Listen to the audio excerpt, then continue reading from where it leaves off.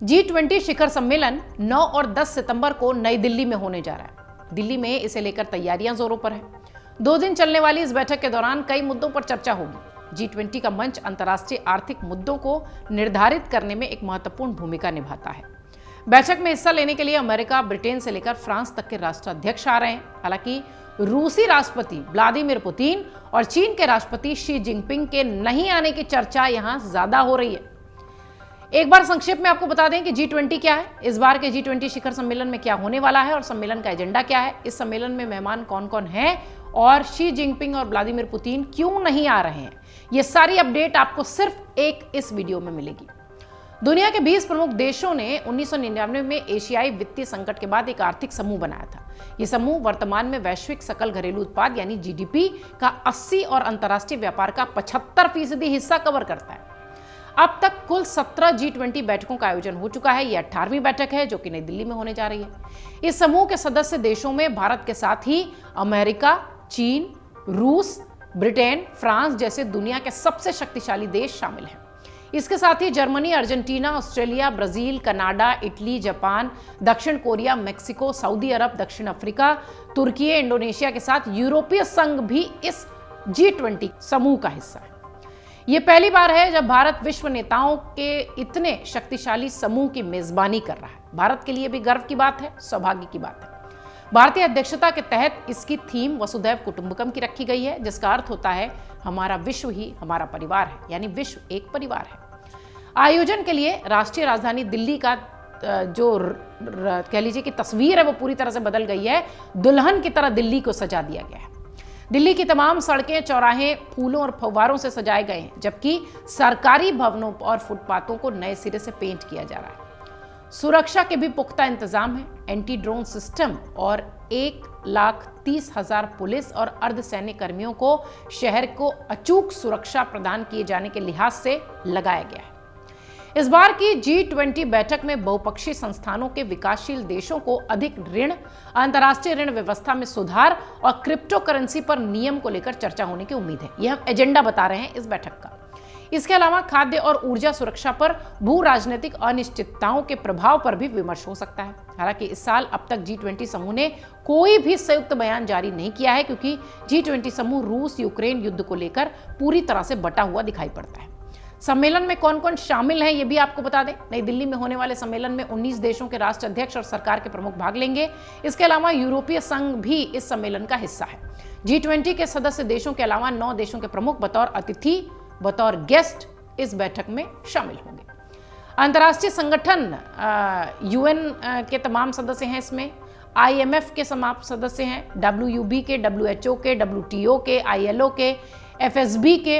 इसके अलावा जो बड़े संगठन हैं उनके अध्यक्ष G20 के इस बैठक में, जो कि 18वीं बैठक है और नई दिल्ली में हो रही है, बड़े एजेंडों के साथ यहां पर अतिथियों की तरह शामिल होंगे। व्लादिमीर पुतिन और शी जिनपिंग की चर्चा जोरों शोर पर हो रही है। जो आ रहे हैं उनकी बात तो हो रही है, जो नहीं आ रहे हैं उनकी चर्चा भी तेज है।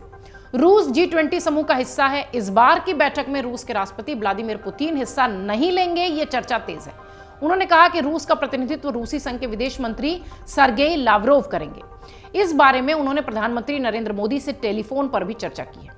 G20 शिखर सम्मेलन से पहले यूक्रेन में कथित युद्ध अपराधों को लेकर अंतर्राष्ट्रीय आपराधिक न्यायालय यानी ICC के गिरफ्तारी वारंट के चलते ही पुतिन शायद जोहान्सबर्ग में ब्रिक्स शिखर सम्मेलन में भी शामिल नहीं हुए थे।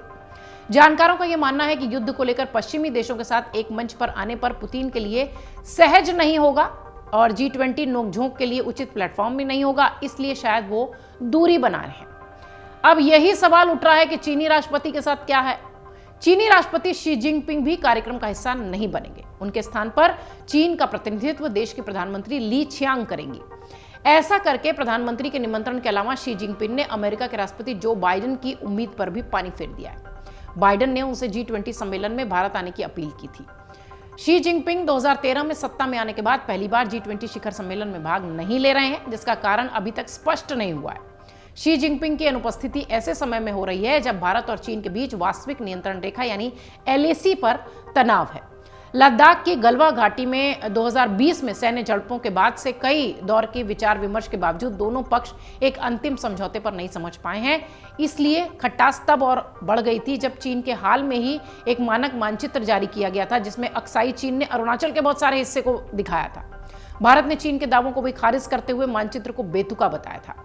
अब बताया यह जा रहा है कि शी जिनपिंग की अनुपस्थिति से भारत के लिए अपने वैश्विक नेतृत्व की ताकत बढ़ाना और आसान हो जाएगा। जानकार ये भी कह रहे हैं कि शी जिनपिंग देश की आर्थिक समस्याओं को संभालने के लिए फिलहाल नहीं आ रहे हैं, ये बताया है उन्होंने। लेकिन बीजिंग के एक राजनयिक के मुताबिक शी जिनपिंग को ऐसे कार्यक्रम में शामिल होने की कोई दिलचस्पी नहीं है। उनके प्रतिद्वंदी भारत की वैश्विक प्रोफाइल को मजबूत कर सकें, इसलिए वो नहीं आ रहे। बहरहाल G20 का ये कार्यक्रम 2 दिनों में दिल्ली में होने जा रहा है और जिस तरीके से जमकर तैयारी की गई है, वाकई में भारत के लिए भी एक गर्व का पल है कि इतने अंतर्राष्ट्रीय मेहमानों को हम एक साथ होस्ट कर रहे हैं। हम मेहमान नवाजी करने में बिल्कुल भी नहीं चूकेंगे, क्योंकि जिस तरीके से दिल्ली की तैयारियां नजर आती है, जिस तरीके से केंद्र सरकार की तैयारियां नजर आती है, निश्चित तौर पर G20 की ये बैठक सफल होगी। अमर उजाला अब आपके टीवी पर भी। अपने स्मार्ट टीवी पर YouTube पर सर्च करें अमर उजाला, चैनल सब्सक्राइब करें और देखें ताजा खबरें, वो भी HD क्वालिटी में। और हाँ, बेल आइकन दबाना ना भूलें ताकि हर खबर हो आपके घर। अमर उजाला, निष्पक्ष, निर्भीक, निरंतर।